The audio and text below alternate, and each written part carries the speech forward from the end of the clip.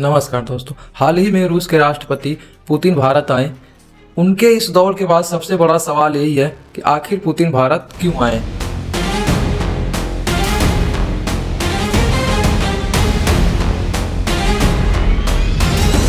क्या ये सिर्फ एक नॉर्मल मीटिंग थी या इसके पीछे कोई गहरी रणनीति है? आज की इस वीडियो में हम पुतिन की इस यात्रा के पूरा सच जानेंगे। भारत और रूस के बीच में क्या डील हुई, कौन कौन सी टेक्नोलॉजी भारत को मिलने वाली है और इस विजिट से भारत को क्या फायदा होने वाला है। भारत और रूस का कोई रिश्ता नया नहीं है। 1971 इंडो सोवियत सिंध से लेकर आज तक के रूस भारत का सबसे भरोसेमंद दोस्त रहा। हमारे हथियारों का लगभग 60% हिस्सा रूस से आता है, जिसमें Su-30, T-90 टैंक, ये सब रूस का योगदान है। यूक्रेन युद्ध के बाद रूस पश्चिमी देशों से कट गया। ऐसे में भारत रूस का ट्रेड पार्टनर बनकर उभरा, खासकर सस्ता तेल जिसमें भारत बड़ी मात्रा में रूस से खरीद रहा है।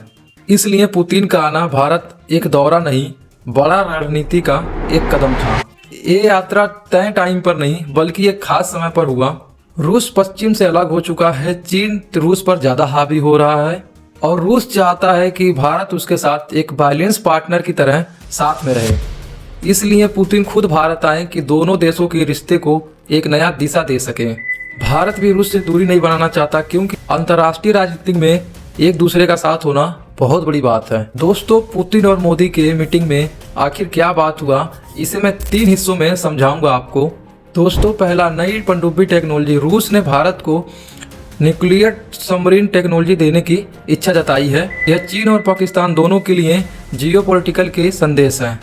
दूसरा, fighter jet engine collaboration. Bharat के फ्यूचर फाइटर जेट में रसिया के टेक्नोलॉजी इंटीग्रेट हो सकती है। तीसरा, लॉन्ग रेंज मिसाइल सिस्टम। रूस भारत को S-400 जैसे एडवांस सिस्टम देने को तैयार है। ये तीनों डिफेंस के लिए रसिया देने को तैयार है। अब आते हैं एनर्जी डील्स पे, तेल और गैस के बारे में।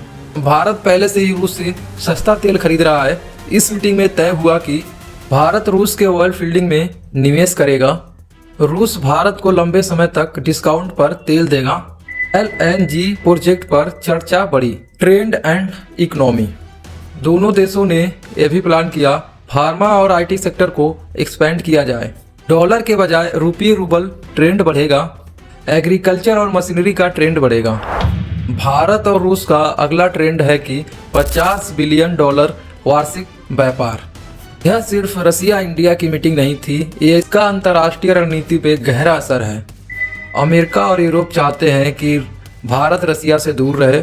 इसको लेकर कई बार भारत के ऊपर दबाव भी बनाया गया, लेकिन भारत ने दिखा दिया है कि पुराने दोस्त कभी भूले नहीं जाते।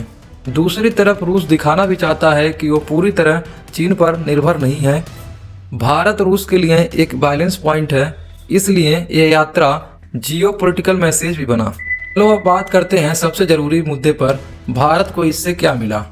सबसे पहले सस्ते तेल की गारंटी, जो भारत के लिए सब बहुत जरूरी है। इससे पेट्रोल डीजल सस्ता मिलता है और महंगाई भी कंट्रोल होती है।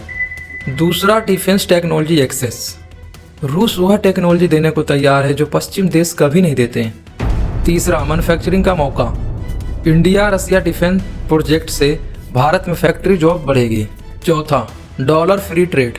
अगर रुपये रूबल ट्रेंड बढ़ता है तो भारत पे डॉलर की डिफेंसी कम होगी।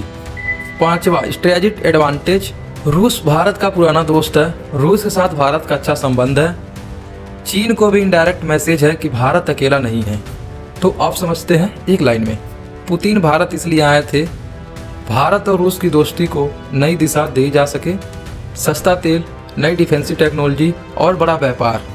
यह दौर भारत और रूस के लिए नहीं बल्कि पूरी दुनिया को जियोपॉलिटिकल मैसेज है। उम्मीद है कि आपको पूरी जानकारी मिल गई होगी।